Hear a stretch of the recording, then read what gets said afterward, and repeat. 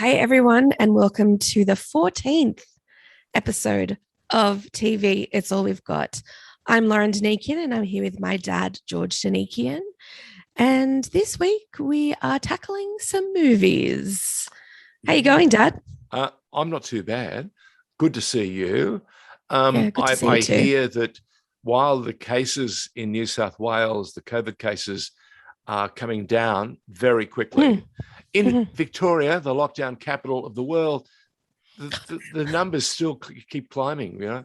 Over 1,250 odd people, more deaths, which is so sad. And there you go. So clearly, we're not the same country, we're not the same state, and all we've got is this TV podcast. Yeah, Thank we God. literally only have TV, especially because I don't know about you. It is crazy raining here in Sydney today. There's like flooding in the streets, and it was a beautiful, really, really muggy day today. And then heavens opened, and within the span of an hour, like streets are flooded. So do you guys have crazy weather as well? Hang on a minute. It's crazy here, yes, no doubt. But through the wonderful technology of television, I was allowed to see for myself just how poor the weather conditions were in Sydney at Belmore, no less. Oh, really? When in the FFA Cup on Channel 10 between Sydney Olympic and Sydney FC, they played an FFA Cup game in pouring rain. Yeah. So, I mean, that's dedication to the cause, really, isn't it? Yeah, it's dedication to watching, a football game in horrific conditions. But that's your father for you, just devoted to the cause.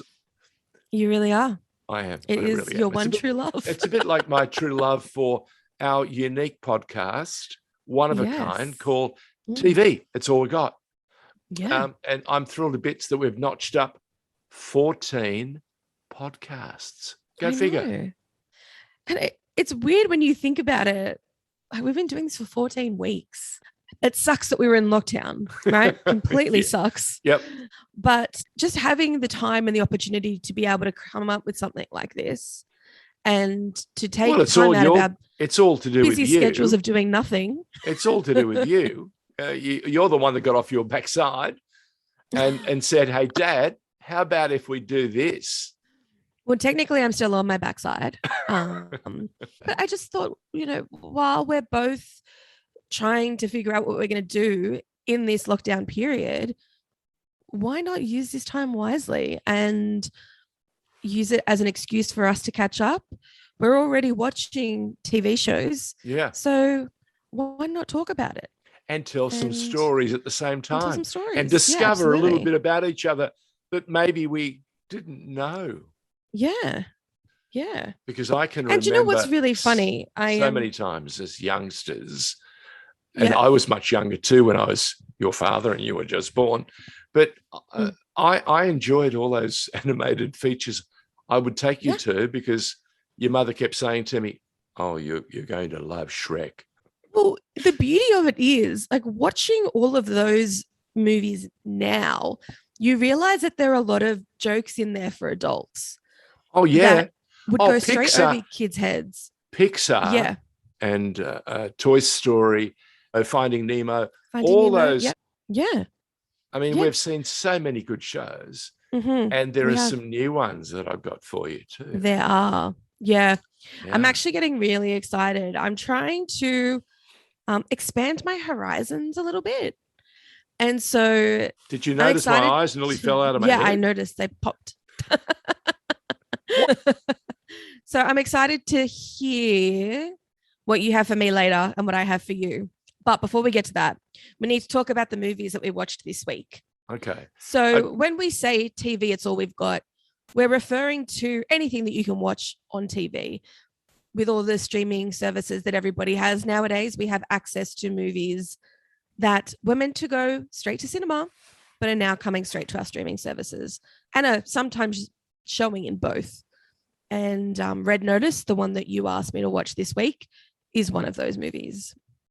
It is, and it has received enormous praise from a whole lot of fans and subscribers and people who actually pay they're hard-earned to watch.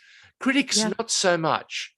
I can remember years ago, in the days when I was working at SBS, there was a terrific television show that paid homage to movies and series, and not so much series, but movies in those days. And it was Margaret Pomerantz along with David Stratton. And the two of them, it was like the odd couple, but they worked beautifully. And for a number of years, they were a stable part of the SBS lineup.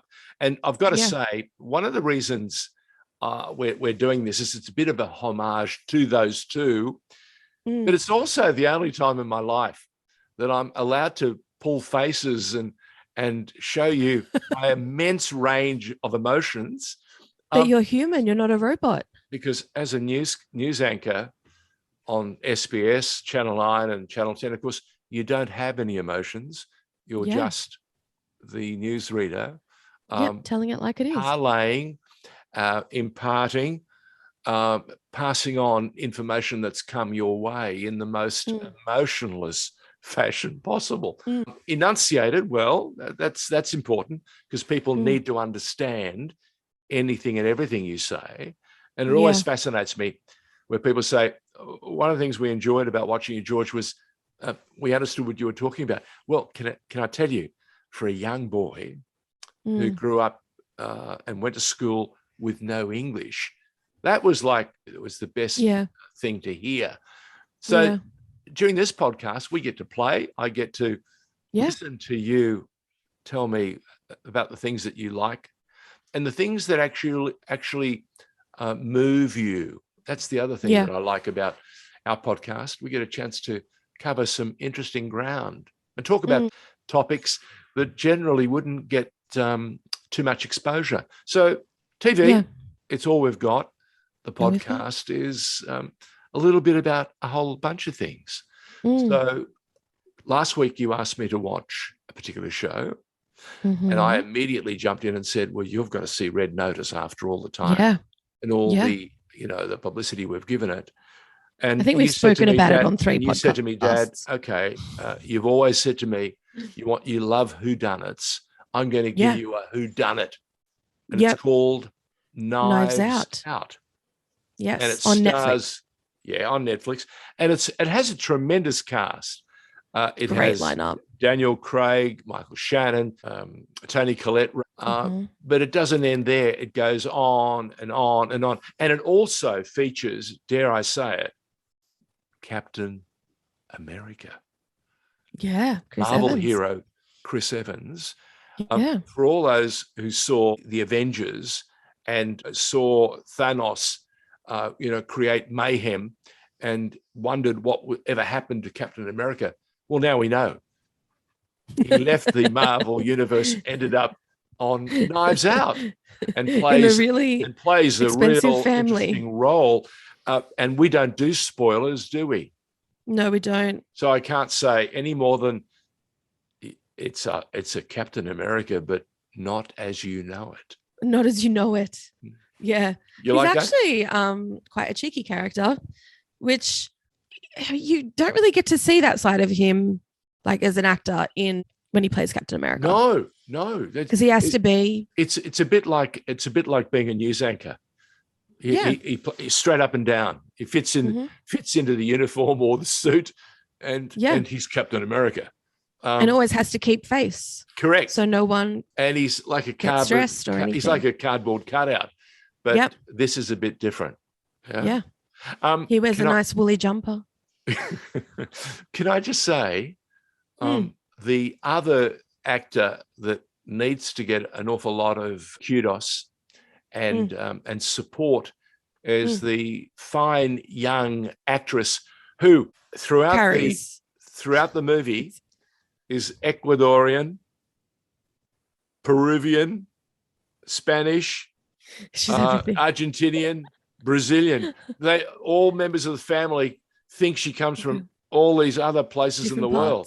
Yeah, I'm still not sure where she came from, but isn't she? Well, you're talking about Ana de Armas. Yeah, which I'm probably saying wrong, and I'm sorry.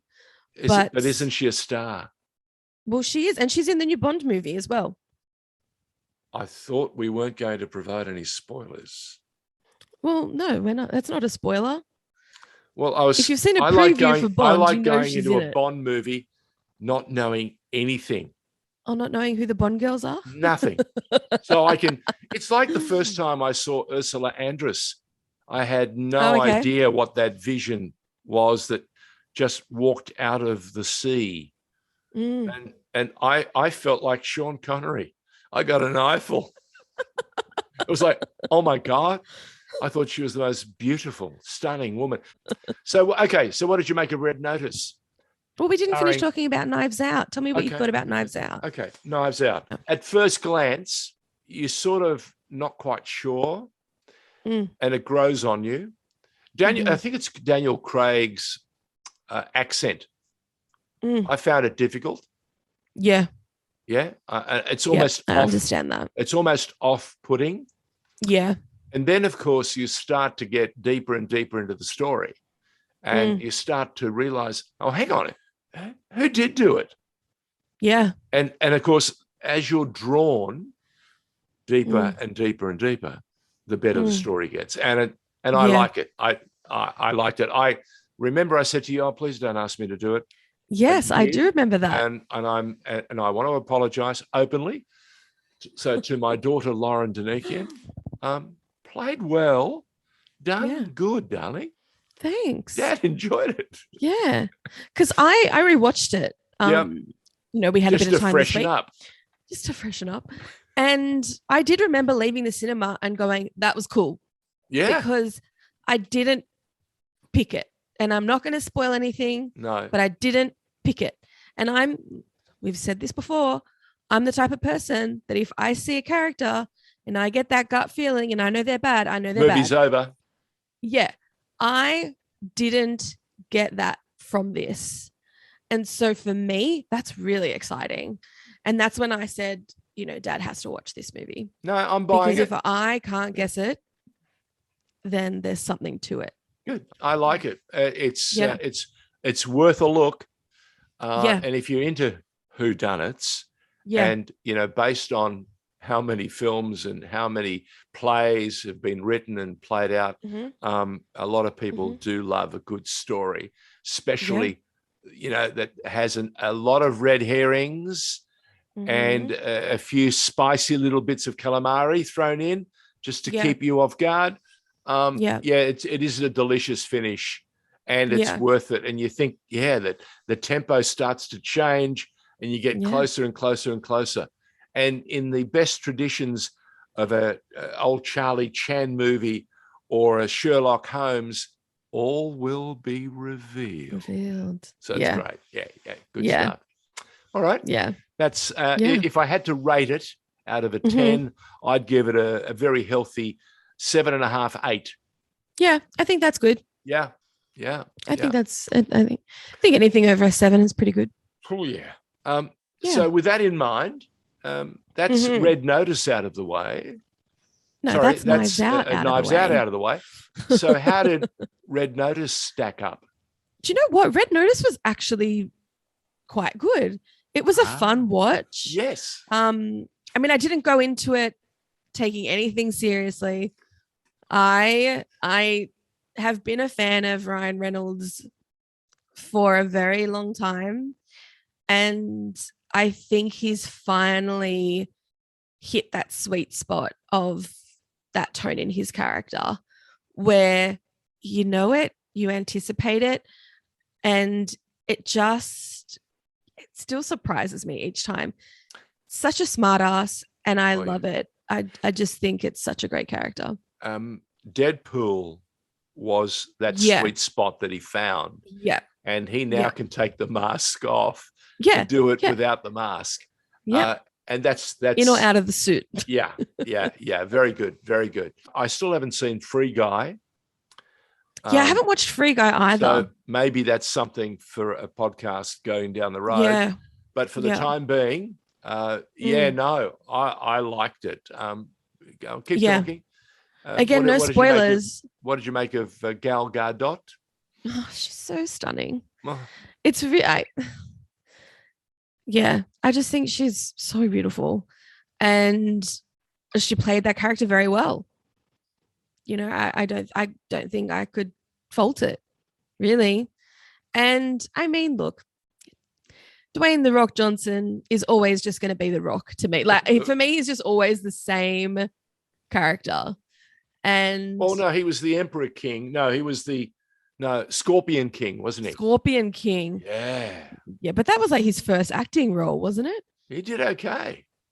Yeah, He's actually done he's on so many movies. You talk about character arcs, Yeah, his arc is some story. Yeah, a young boy from Samoa. Yeah, He's done okay. Well, I remember kind of when he made that first transition from wrestling into acting, and he started doing some of the movies that were targeted at younger audiences. Like he was in The Tooth Fairy, and then he was in something else as well that was like targeted to younger kids. And I always thought it was such a fascinating move. And then he was doing the Fast and Furious franchise. Then he was doing Jumanji. Yeah. Jumanji, I think, was like perfect casting for him. Yeah. Because he's larger than he's like a cartoon character, larger than life. Yeah. Yeah. But the thing is, I think with him, you always see his heart in every character that he plays. Yeah, and I think that's what's really beautiful about him. Just being cast in anything, really. He actually is quite a fine actor. He doesn't miss too many marks. And you're right. No. Yeah. If you think Ryan Reynolds has hit a sweet spot. Yeah. Yeah, I think Dwayne is finding his stride now. Yeah. I feel like he was typecast for such a long time, and now he's really kind of made that transition into action, and it does work. It's funny. It's probably what he avoided for so long. And he's going to be a superhero or an anti-hero in a new movie that's coming out. I think it's called Black Adam. And he plays a character he's been thinking about from a young guy. It's called Black Adam. So check it out. It'll be one I'm sure we get a chance to watch it. But I'm dying to see a bundle of movies that are coming out, because guess what? Christmas season is almost Boxing the festive Day. season. Yeah. It is a festive season. And we should do Christmas movies for one episode. Oh, what a good idea. Oh, I like that.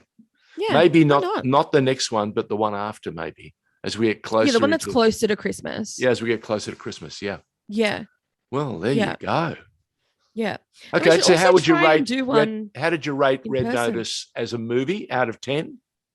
I wish I could say more about Red Notice, but I feel like if I say anything more, I'm just going to spoil it for people. So it's definitely worth a watch. I would probably rate it, like a 7.5. Yep. Yeah. Look, I tell you what, it's Netflix first big cinema movie, right? Most of the stuff they've done has not necessarily been for cinema release. It's been primarily built for its Netflix app and all of that sort of stuff. But they spared no dollars. They spent it all. And you can see it. The production values are right through the roof. It's very cleverly done. And my God, there are some moments in it. And I've seen the blooper reel recently. Oh, I saw that on YouTube, but I haven't watched it yet. Yeah. There's a blooper reel. I have to do that. And it's and normally they get a bit repetitive, but this is good. And it's because we like the characters so much, you don't readily see them make mistakes. So here's Dwayne, Ryan, and Gal. And interestingly, Ryan Reynolds, he even has a sweet spot when he stuffs up. Yeah. You know what I mean? Yeah. It's that line that he's just skimming over. And it could be this side or that side of the line. He's good. He's created a niche for himself. And totally. I don't think you can say anything to an actor, male or female, that's more invigorating for a career, that they've found a niche. You know, That works for them. John Wayne, for example, you knew it was a John Wayne movie. Harrison Ford, it's a Harrison Ford movie. Yeah. You know, Clint Eastwood, it's a Clint Eastwood movie. Yeah. This is Ryan Reynolds, and he can do just about any movie, but it's also going to have a lot of smart ass wisecracking that's going to go with it. Yeah. Good stuff. Yeah. And I think normally people would say, oh, typecast. It's like, yeah, but this means so much more than just being typecast. It's entertainment first. Yeah. Yeah. Yeah. Yeah. Yeah. I had to Google a little fact because I remember seeing, I thought it was 227, but it's actually 277.9 million streamed hours of Red Notice on Netflix. Whoa. And this was published yesterday. Whoa. So that tells you that's an awful lot of people thought enough of the movie to go, let's check it out. And that's and by the way, we should add, it went to cinema too. So it's had a cinema release, and we're talking because we watched it on Netflix, the app, and watched it stream, and the technology is on the money. Actually, Netflix have been from the very beginning cutting edge. Their algorithms and whatever they use to deliver it has been as good as it gets. Great. Yeah, there are a lot of other apps out there that are streaming, and they don't seem to have the same sort of smoothness that Netflix does. So well done to them. I also find Netflix is just so easy to use. Like, we're not sponsored by anyone. Sorry? But I just feel we're not sponsored by anyone. I'm not saying this because we're getting paid to say it. No. I genuinely think Netflix has got the app right. It's easy to search. It's easy to find things. Like, I've never struggled with Netflix. Yeah. There are other streaming services that I have. Yep. But I think Netflix is just. And on that subject, CBS Viacom, who own Channel 10, have launched their new Paramount Plus service. Yeah. And I've got to say, it's early days, guys. You've got some work to do to make it as smooth and as reliable as Netflix and Stan and a couple of others. So at the moment, it's Netflix by Netflix for the win. That much. Sorry, that much. So what do you have for me next week? Well, there's a Marvel movie that was made in Australia. Wow. And it's Shang-Chi and Rings. Yep. Okay. Yep. That was actually out at the movies as well. Awkwafina is in it. I love Awkwafina. Can I tell you, the first time I saw her in Crazy Rich Asians, I thought, oh my God, is she for real? The answer is yes, she is. 110%. 110%. But she brings something. I'm not going to say any more. So check it out. Shang-Chi and the 10 Rings. Okay. So you've given me another movie this week. Yes, I have. Shang-Chi and the Red and the 10 Rings. What are you going to get me to watch? Well, it's something that I've just started watching. What? Have you seen Mythic Quest? I'm going to shake you to the very core now. Why? Mark Ordesky. Yes. Who was at the time the man who ran the team that created Lord of the Rings. Yeah. We met him and his gorgeous bride on their honeymoon. Yeah. He's moved on and he's a producer. And this is one of his team has come up with this Mythic Quest. So, really? Yes. Small world, huh? It is a small world. So does that mean you've watched it or not yet? No, I'm about to watch it because my daughter has asked me to. You are about to watch it. Mm. This is why I thought you might enjoy it. Game of Thrones? Well, no, I mean, it's a game. It's it's a behind the scenes look at what it takes to create one of the biggest games in the world. So you're kind of in that fairy tale medieval realm, Ooh. but then you're also in reality. Uh-huh. So I was thinking that maybe you might like that kind of balance where you can kind of pop in and out. Yeah. It's a bit like working in television. When you're on screen, it's all fantasy. Yeah. When you step out of the dressing room, it's like back to reality. Yeah. I know that feeling. Yeah. And it's really short episodes. Hey, you felt it. How many 3-year-olds get to sit on Sylvester Stallone's knee and be picked up by Tom Cruise? Come on. I know. I really wish I remembered these things. It happened on the set of the midday show back. We need to find Sydney, photos. Channel 9. Well, you see, that's a very good point that you make. But this, we didn't have cameras. No, they did have cameras, but they didn't have. They just weren't so readily available. They didn't have this penchant to take a selfie straight away. They were normally set up. They were normally done by publicists and others, professional photographers that the networks had on standby.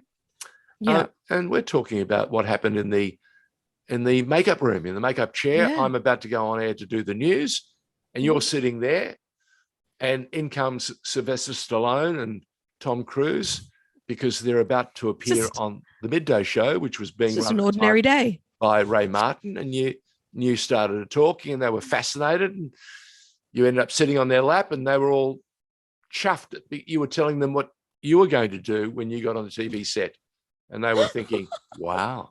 And I said, "She's only 3.5." Yeah, and they were going, "Oh my God!"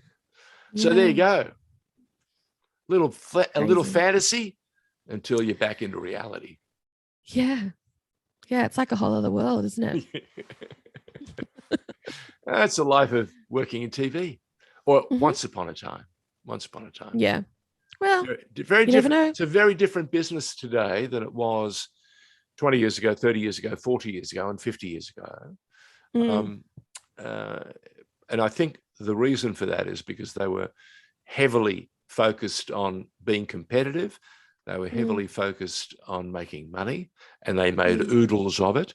And there was no interference. They were like giant, not monopolies, but they may as well have been. And they made oodles of money, and they realized that if they kept you entertained, they could keep you around even longer. And that's why those great stations, whether it was Channel 9 when it was still the one, Channel 7 much later, Channel 10 was always the entertainment network. And SBS and the ABC were different in their own way, offering up something new to their audiences. But they were really interesting times television-wise, and very exclusive times. If you worked at one, you didn't mix with anyone else. Yeah. Today, it's a very different kettle of fish. Yeah. The contracts. They like to share them today. Yeah. Well, exclusivity comes at a price, Lauren. It does. It's a bit like our podcast. Although this exclusivity is yours, totally free, Thank you. Can be found on all good podcasts. It does. Around the world. Have you got us on? You've got us on Spotify. Yep. You've got us on Apple. Yep. Amazon podcasts, I think, as well. Podcasts. Yeah. Yep. Okay. We're on a whole lot. Fantastic. So TV, it's all we've got. Yeah. All bunched together, all squashed together. So it's one word. One word. And it reads TV. It's all we've got. We've got. Okay. Yeah. Got it. All right. Well, that is the show for this week. Thank you so much, Dad. I look forward to seeing you next week. Me too. We talk darling. about some very interesting shows and movies. And don't forget, this week, your grandmother's birthday coming right up. Yeah. Make sure you happy birthday, yeah. Say happy birthday, yeah. Correct. On you, Vivian. Do you want me to call you to remind you too? Why not? Okay. See you, darling. All right. Love you. Bye. Bye. Bye. Bye.